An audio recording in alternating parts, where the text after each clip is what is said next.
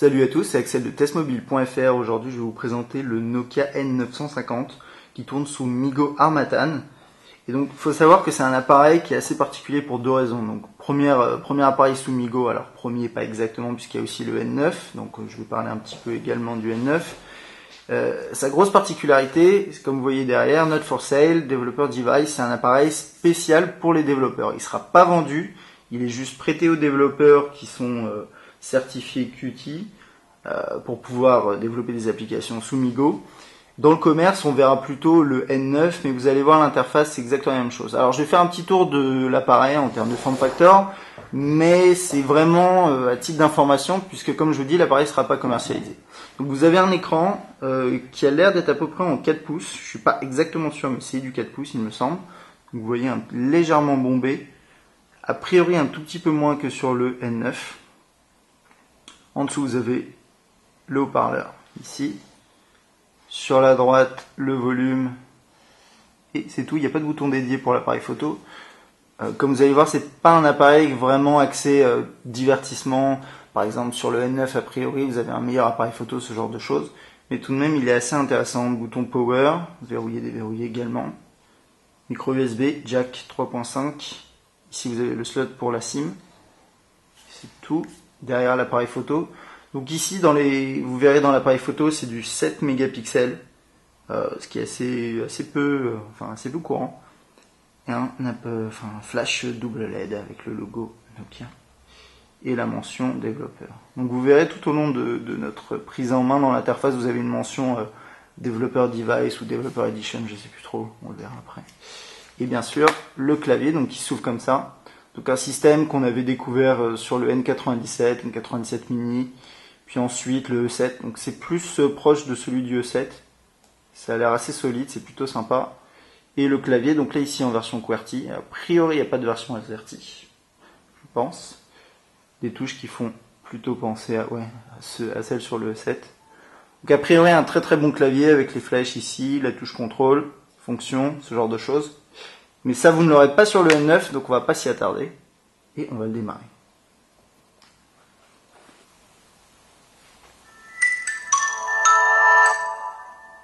Petite animation de démarrage.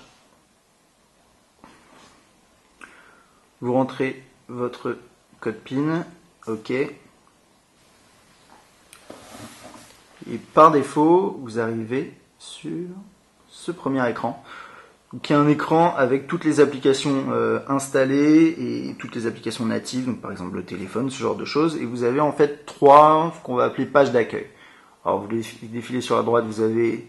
c'est pas exactement des pages d'accueil, c'est trois écrans qui sont vraiment présents partout sur l'appareil. Donc quand vous défilez sur la droite, vous avez les applications en cours, donc que vous avez sûrement déjà vu. On verra ça un petit peu après. Ici vous avez les applications, là comme je vous ai montré. Et sur la gauche, les notifications.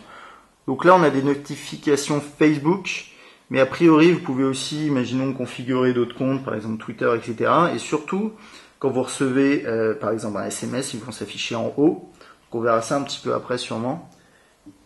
Et c'est à peu près tout ici. Et ensuite, là, vous avez un petit tiroir. Donc, j'appelle ça un tiroir des notifications, mais c'est un peu comme sur Android.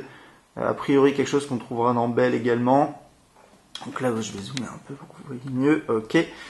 Donc niveau interface ici, c'est pas sûr que ce soit définitif, on sait pas trop, parce que c'est vrai que les éléments là sont pas très pratiques. Alors ça marche bien, mais c'est pas très optimisé quand même, l'écriture est vraiment petite. Donc bon, en tout cas ça permet de gérer le profil. Là vous voyez le volume, donc là je suis à fond. Là vous pouvez gérer la connexion, donc ici on est en 3G, vous pouvez mettre le Wi-Fi également, Bluetooth. Et là, on peut gérer sa présence sur ici Facebook, mais si vous avez des comptes configurés, par exemple MSN à terme, vous pouvez le faire. C'est quelque chose que ceux qui ont eu un N900 ou qui l'ont toujours sont assez familiers avec ce type de fonctionnalité.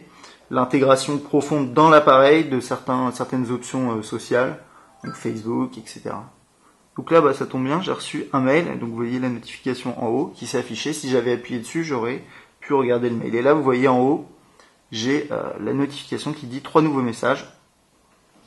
Je peux faire effacer.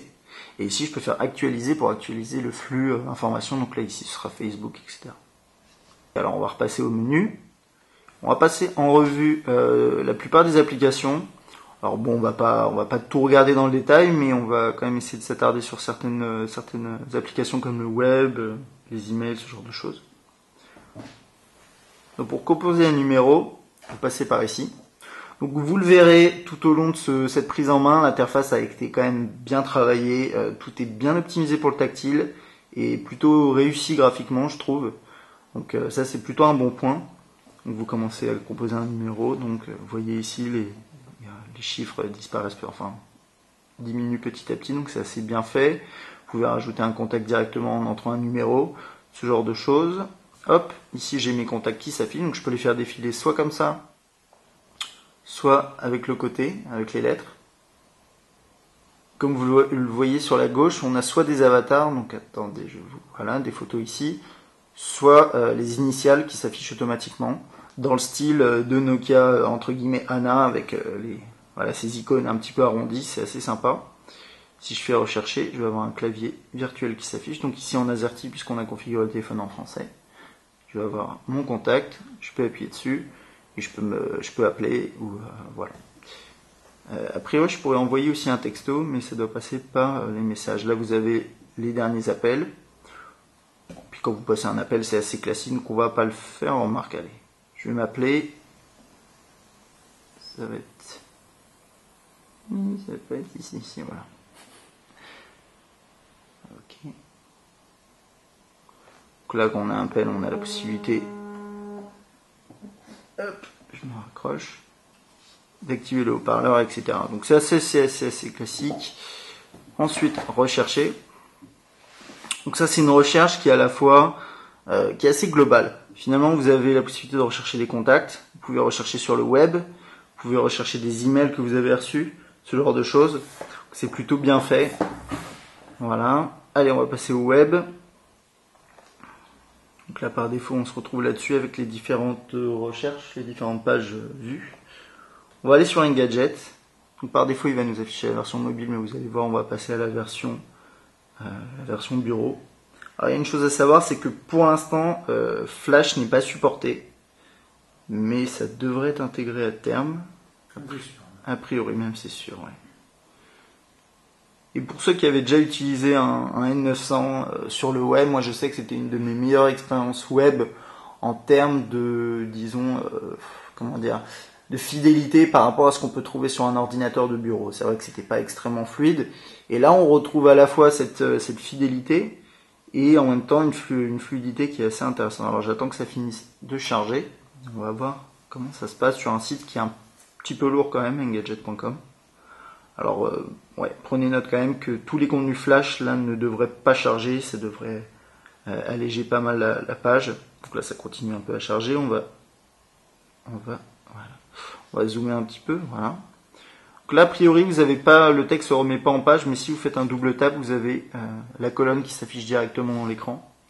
Hop, je peux dézoomer comme ça. C'est plutôt fluide. Et quand je dis plutôt fluide, c'est quand même bien fluide, c'est bien mieux que ce qu'on trouve sur un N8, sous Symbian 3, Symbian ANA. Vous allez dire c'est pas bien compliqué, mais tout de même il y a un réel effort qui a été fait ici, même si on n'est pas du tout sur le même OS. On voit que la Nokia propose enfin une expérience web confortable et fidèle à la réalité finalement, donc, malgré l'absence de flash. On va aller voir un article. Là, notez, hein, on est en 3G, on n'est pas en Wi-Fi, pourtant c'est quand même assez rapide. Toc, c'est à peu près fini, on peut commencer déjà à défiler. Ok. Voilà. Ici sur la droite, on peut ouvrir une nouvelle fenêtre, partager la page et ajouter au menu. Alors, ajouter au menu, bon, on va le faire, toc. Ça nous permet, un peu à la même manière de Windows Phone 7, d'ajouter une icône comme ça à la page d'accueil avec le site internet en question. Bon, je ne vais pas le faire ici. Si par exemple vous ouvrez une nouvelle fenêtre, ce qu'on va faire, voilà. Vous pouvez y réaccéder en faisant défiler ici le multitâche et vous aurez vos deux fenêtres ici. Hop. Ça nous permet de regarder un petit peu le multitâche maintenant. Donc vous avez les différentes applications en cours et chaque site internet est ouvert dans un processus différent. Si je reste appuyé, je peux killer, enfin fermer une application et fermer tout. Je ne vais pas le faire pour l'instant. Quand vous avez une application qui est lancée, vous pouvez partir d'en bas. Là, vous accédez aux applications en cours. Si vous restez appuyé ou vous redescendez, vous avez certaines applications qui s'affichent ici, donc c'est des raccourcis. A priori personnalisables. Je ne sais pas exactement comment on fait, mais a priori personnalisables.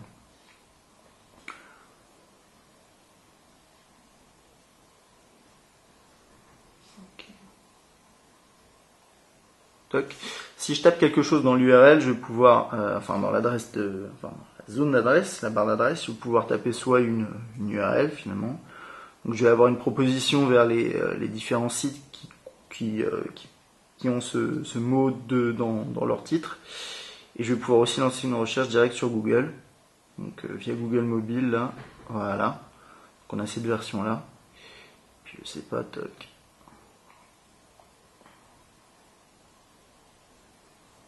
Voilà. Plutôt fluide, ça marche assez bien. Donc là c'est une version mobile, je peux pas zoomer. Et puis je crois qu'on a fait à peu près le tour du web. Donc on va retourner au menu, on va laisser tourner en tâche de fond.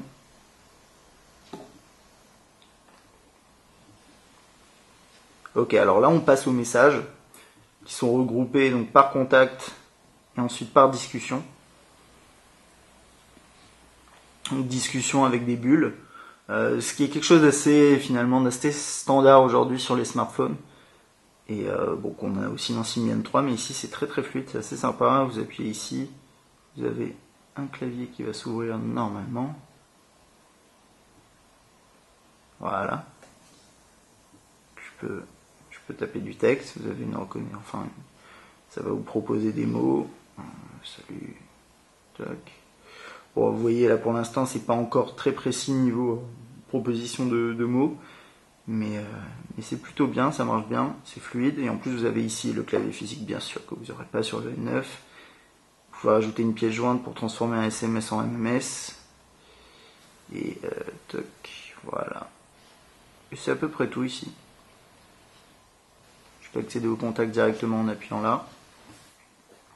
Plutôt bien. Donc dans l'interface ici d'email, vous avez vos différents emails qui s'affichent ici, bien sûr. Si vous passez en mode paysage, vous avez ça qui s'affiche comme ça. Bon.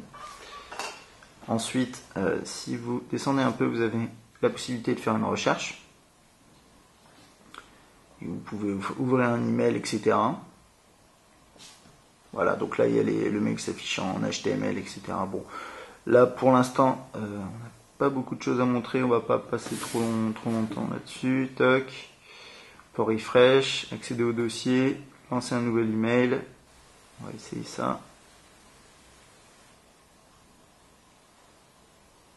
Ok, donc je peux rentrer par exemple mon email, mettre un sujet et écrire mon email. Voilà, et je l'envoie.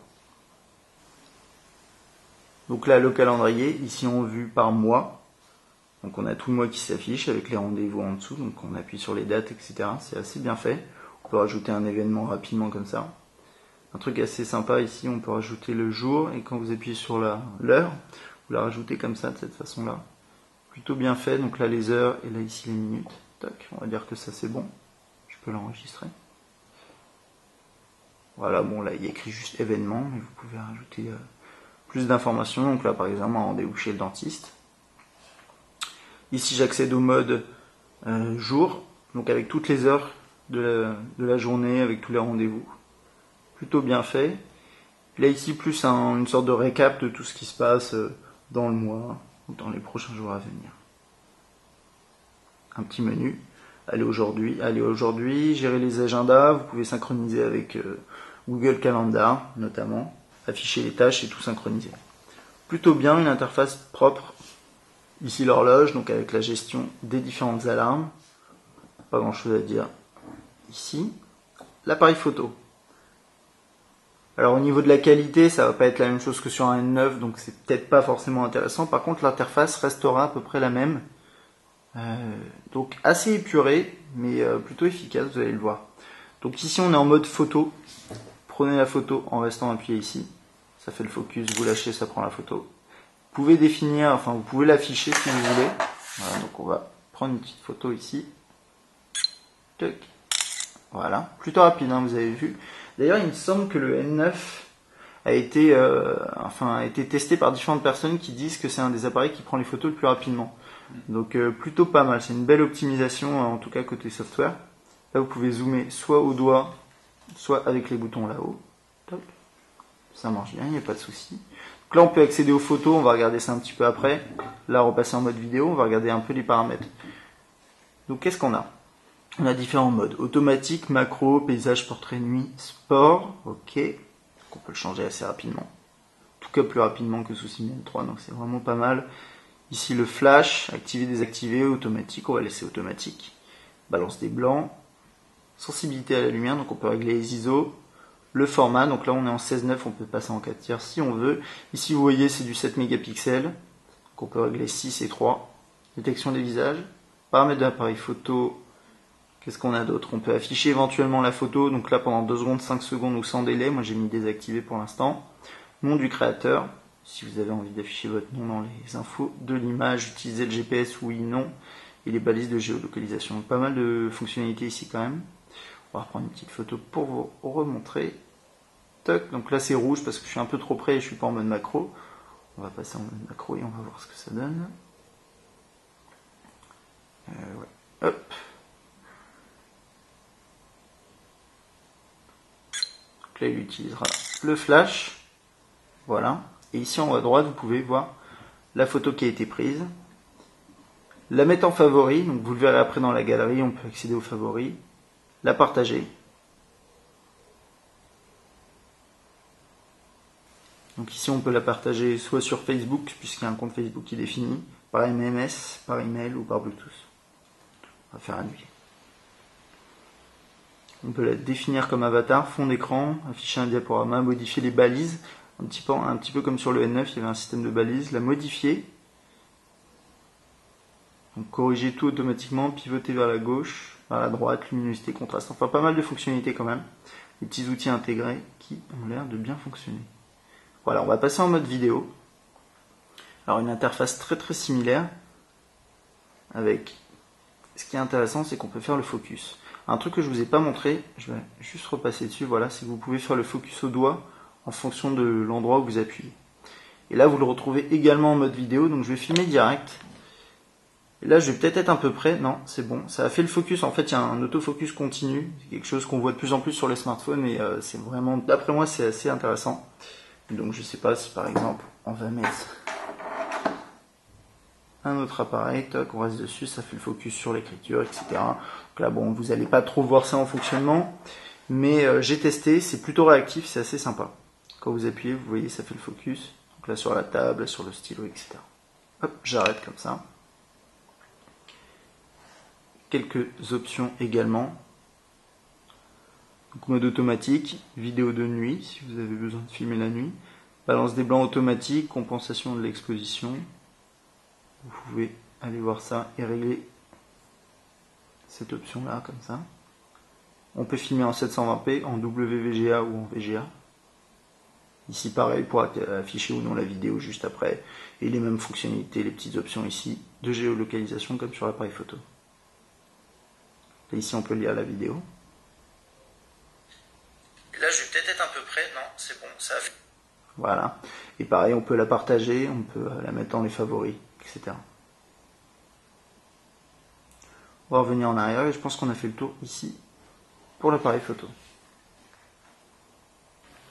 Là, j'accède à la galerie, donc qui est affichée par vignette comme ça. En bas, vous avez un système de filtre. Et là, j'ai activé collection, donc ça va afficher tout, donc à la fois les photos et les vidéos. Là, on peut afficher que les photos, ce genre de choses, les vidéos. Donc on va aller voir et on va lancer cette vidéo. Et là, je vais peut-être être un peu près, non, je pense que vous aviez déjà vu cette petite démo là, mais en gros, la vidéo qui continue de jouer pendant que vous défilez comme ça sur le côté. Et ça reste fluide. Même si vous avez des vidéos un peu lourdes. Donc là c'est une vidéo légère, mais avec des vidéos lourdes ça passerait également et ce serait toujours aussi fluide. Collection, on va retourner, on va aller voir une photo, vous pouvez zoomer dedans bien sûr. En pinch to zoom, c'est extrêmement fluide. Il n'y a rien à envier à ce qu'on trouve sous iOS ou Android, donc ça c'est vraiment top. J'appuie là et pareil, j'ai des options de partage, suppression, etc. qu'on a déjà vu tout à l'heure. Voilà. On va passer à la musique. Alors là, par défaut, vous arrivez sur cet écran-là, donc avec différentes pochettes qui s'affichent en haut, la possibilité d'accéder aux artistes. Alors vous avez vu, vous avez ce défilement sur le côté avec les lettres qui est vraiment intéressant quand vous avez beaucoup d'artistes. Ici, on n'en a pas beaucoup. Vous avez la possibilité de lancer une lecture aléatoire sur tous les artistes. Pareil ici, les albums, lecture aléatoire. Quand vous accédez à un album, donc par exemple ici, vous avez la liste qui s'affiche des morceaux. Donc là, il n'y a qu'un morceau. Et vous avez des listes de lecture également. Donc vous pouvez en créer, bien entendu. Et ici, vous avez aussi l'option lecture aléatoire. C'est ici qu'on va pouvoir lancer la lecture aléatoire. Donc on va lancer un morceau pour voir.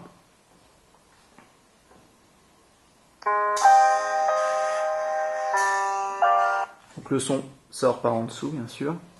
Haut-parleur. Vous n'avez rien en mode paysage. Alors au niveau de l'interface, qu'est-ce que vous avez? C'est plutôt classique. Vous avez la pochette en haut. Il ne se passe rien quand vous appuyez dessus. Vous avez la possibilité d'accéder à certaines informations sur le fichier. OK. Lecture. Pause. Suivant précédent. Défiler dans le morceau ici. Enfin, naviguer dans le morceau, c'est plutôt fluide. Le mettre en favori. Et là, c'est la répétition, l'option de répétition. Et quand vous avez un morceau qui est en lecture et que vous accédez à une playlist, vous le voyez, il est en violet ici parce qu'il est en lecture. Quand vous êtes dans une liste de lecture et que vous lisez un morceau d'une liste de lecture, vous avez la fonction aléatoire qui s'affiche ici. Si vous lisez un morceau tout seul, bien sûr, elle ne va pas s'afficher. Et quand un morceau est en cours de lecture, vous avez la pochette qui s'affiche en plus grand, avec ici le titre et la mention pause, parce qu'on voit que le morceau est en pause, vous appuyez dessus, hop, et le relire. Voilà. Alors il y a un truc à savoir par contre, c'est que quand vous avez un morceau qui est en cours de lecture, vous avez le volume là qui se baisse, si je m'en vais, pour mettre en pause, il n'y a rien dans le tiroir là-haut, il va falloir aller dans multitâches et le mettre en pause. Bon, ça va, c'est rapide, c'est un réflexe à prendre et peut-être qu'à terme on pourrait éventuellement avoir quelque chose dans le tiroir, je ne sais pas.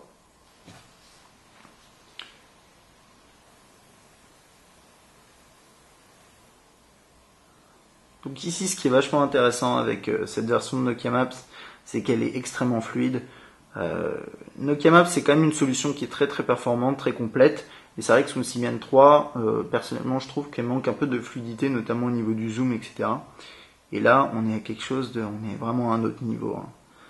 C'est quelque chose d'être très très très sympa, extrêmement fluide. Donc là, vous voyez, on peut zoomer au maximum, etc.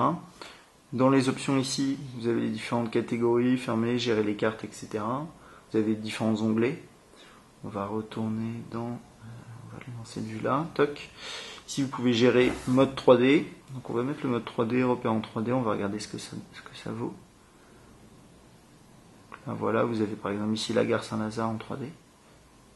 Ce genre de choses. Tout ce qu'on trouvait en fait qu'on trouve déjà dans Nokia Maps et qu'on aime bien. Donc ça, c'est vraiment sympa.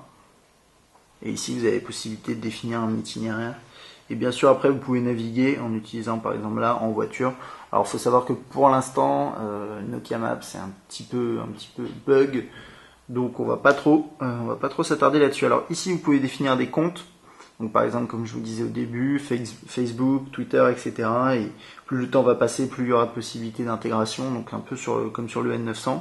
Une application Facebook qui est complètement différente de ce que vous connaissez social sous Symbian 3. Donc, plutôt bien. On va regarder un petit peu les paramètres. Définir le mode avion, connexion internet, réseau mobile, la luminosité directement ici. Vous voyez, je peux augmenter, baisser. Plutôt bien fait. Ensuite, il y a plein de paramètres. Alors, on va pas les passer en revue parce que ça prendra vraiment longtemps. Et ça, ce sera plus lors d'un test du N9 d'ici quelques mois, quelques semaines, je sais pas trop. Ce qui est intéressant de savoir, c'est que vous avez une gestion des paramètres des applications directement là-dedans.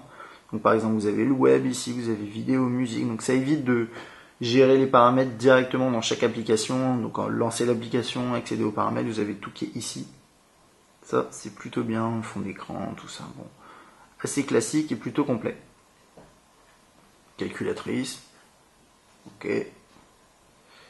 Un lecteur de documents. Donc j'ai pas eu l'occasion de tester si on pouvait lire par exemple des points doc, des fichiers Excel, je ne sais pas, je suis pas sûr, mais là en tout cas vous pouvez lire des PDF. Il a ici un fichier TXT, donc on va le lancer, on va regarder ça.